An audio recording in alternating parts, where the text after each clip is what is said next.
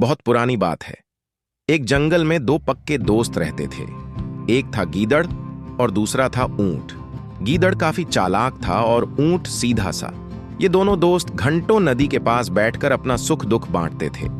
दिन गुजरते गए और उनकी दोस्ती गहरी होती गई। एक दिन किसी ने गीदड़ को बताया कि पास के खेत में पके हुए तरबूज हैं। ये सुनते ही गीदड़ का मन ललचा गया, लेकिन वो खेत नदी पार था।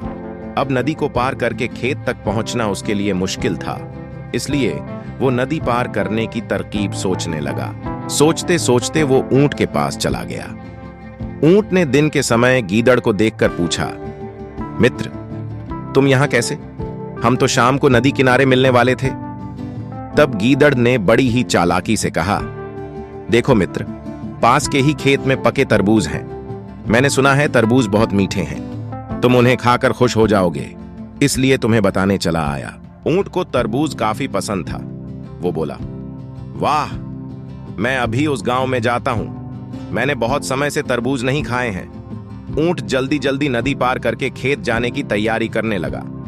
तभी गीदड़ ने कहा, दोस्त, तरबूज मुझे भी अच्छे लगते हैं, लेकिन मुझे तैरना नहीं आता है। तुम तरबूज खा लोगे तो मुझे लगेगा कि मैंने भी खा लिए। तभी ऊंट बोला, तुम चिंता मत करो, मैं तुम्हें अपनी पीठ पर बैठाकर नदी पार करवाऊंगा, फिर साथ में मिलकर तरबूज खाएंगे।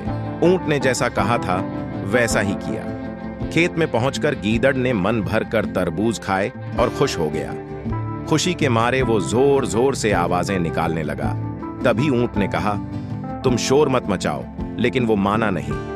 गीदड़ की आवाज सुनकर किसान डंडे लेकर खेत के पास आ गए। गीदड़ चालाक था, इसलिए जल्दी से पेड़ों के पीछे छुप गया। ऊंट का शरीर बड़ा था, इसलिए वो छुप नहीं पाया। किसानों ने गुस्से के मारे उसे बहुत मारा। किसी तरह अपनी जान बचाते हुए ऊंट खेत के बाहर निकला। तभी पेड़ के पीछे छुपा गीदड़ बाहर आ गया। गीदड़ को देखकर ऊंट ने गुस्से में पूछा, तुम क्यों इस तरह चिल्ला रहे थे? गीदड़ ने कहा कि मुझे खाने के बाद चिल्लाने की आदत है, तभी मेरा खाना पचता है। इस जवाब को सुनकर ऊंट को और गुस्सा आ गया। फिर भी वो चुपचाप नदी की ओर बढ़ने लगा। नदी के पास पहुंचकर उसने अपनी पीठ पर गीदड़ को बैठा लिया। इधर ऊंट को मार पड़ने से मन ही मन गीदड़ खुश हो रहा था। उधर नदी के बीच में पहुंचकर ऊंट ने नदी में डुबकी लगानी शुरू कर दी। गीदड़ डर गया और बोलने लगा, यह क्या कर रहे हो? गुस्से में ऊंट ने कहा, मुझे कुछ खाने के बाद उसे हजम करने के लिए नदी में डुबकी मारनी पड़ती है। गीदड़ को समझ आ गया कि ऊंट उसके किए का बदला ले रहा है। बहुत मुश्किल से गीदड़ पानी से अपनी जान बचाकर नदी किनारे पहुंचा। उस दिन के बाद से गीदड़ ने कभी भी ऊंट को परेशान करने की हिम्मत नहीं की। कहानी से सीख, ऊंट और गीदड़ की कहानी से यह सीख मिलती है कि चालाकी नहीं करनी चाहिए। अपनी करनी खुद पर भारी पड़ जाती है।